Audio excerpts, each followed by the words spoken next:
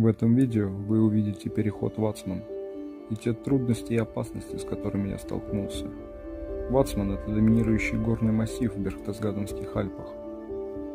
Три главные вершины – Вацман-Хохек 2651 метр, Миттельшпице 2713 метров и Зюдшпице 2712 метров. Они образуют главный гребень горного массива и соединены между собой хребтом.